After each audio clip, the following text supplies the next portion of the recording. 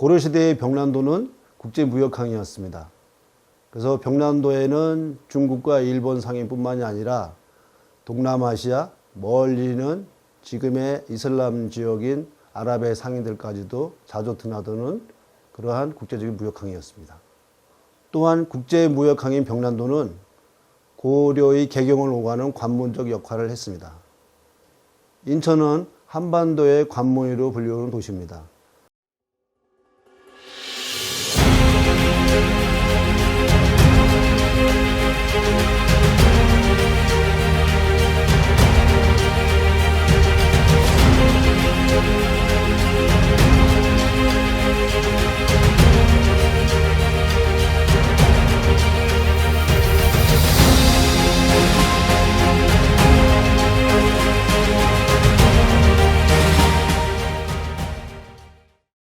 (2022년은) 한 중수교 30주년이 되는 해이다.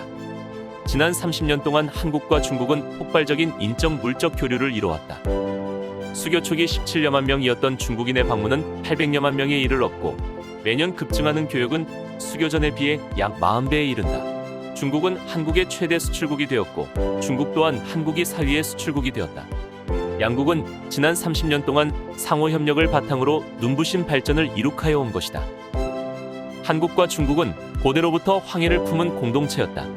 동서 양국의 물길이 황해에서 만나듯 황해를 오가며 구국을 이루고 문화를 창달하였다. 양국은 아시아의 지중해인 황해의 에너지를 받아 협력하고 교류하고 발전하며 돈독한 역사를 이어왔다. 고려와 송은 건국과 함께 사신을 통계하며 국제적인 협력관계를 구축했습니다. 고려의 왕자 의천이 송에 유학하자 송나라는 고려사라는 특별한 절을 지어서 의천의 유학 생활에 도움을 주었습니다. 또한 고려의 사신들을 조공사라고 하지 않고 국진사라고 특별히 예우를 했습니다. 고려의 사신과 상인들이 황해바다를 넘어서 도착하는 곳이 지금의 영파인 닝보입니다. 이곳에는 고려 사신과 상인들을 위해 특별히 고려공사관을 지었는데 이 고려공사관에서 고려 사신과 상인들에 대해서 환영하고 노고를 취하는 연회를 베푸는 장소이기도 합니다. 고려도 마찬가지로 송해 사신단을 국진사로 예우하고 영접했습니다. 이러한 내용들은 고려도경에 잘 나타나 있습니다. 그러니까 1123년에 송나라에서 고려에 사신을 보냈는데 그때 이제 사신단의 일원으로 왔던 서긍이라고 하는 사람이 고려에 한 달 정도를 머뭅니다.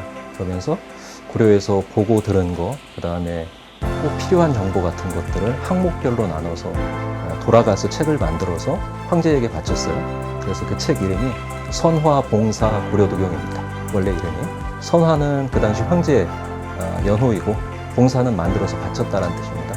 그러니까 고려에 와서 보고 들은 것을 그림으로 그리고 글씨로 써서 그래서 황제에게 바치는 이런 의미를 담고 있습니다. 이 책은 2년 후 정강의 변이 일어나는 바람에 소실되었으며 후에 서천이라는 자가 남아있던 자료들을 취합하여 발간한 것이 바로 현재 남아있는 고려도경이라는 책이다. 고려도경의 도경은 보고 들은 바를 그림과 글로 표현했다는 뜻이다. 이번에 연자는 신 고려도경은 기존의 사료들을 세밀하게 검토하고 이에 관련된 현장을 답사함으로써 새로운 내용들을 다시 한번 살펴보고 이런 것을 보여주는 것이 이번 신고려도경의 의의라고 할 수 있겠습니다. 이러한 우리의 탐사보도는 중세시대 양국의 교류와 상호협력에 대한 이해를 높이고 이를 통하여 한중수교의 현대적 의미와 발전 방향을 살펴보기 위한 것이다. 아울러 다변화하는 글로벌 시대에도 불구하고 양국이 향후 100년 동안의 공동체적 협력관계 구축과 상호 윈윈하는 파트너로서 발전하는 방안을 모색하는 자리이기도 하다. 한중 교류는 비단 고려시대뿐 아니라 고대로부터 있어왔다. 특히 삼국을 통일한 신라는 당과의 관계를 돈독히 하며 육로와 해로를 통해 밤낮없이 교류하였다. 당현종은 안사의 난이 발생하자 총나라로 피난을 떠나게 되는데 그때 신라의 경덕왕은 머나먼 촉으로 위로사절을 보냈다. 이에 감명받은 당현종은 신라 경덕왕에게 화답시를 보냈는데 토르고 푸른 뜻 더욱 중요히 여기고 온갖 어려움에도 영원히 변치 맙시다 라는 뜻의 화답시를 보내게 됩니다.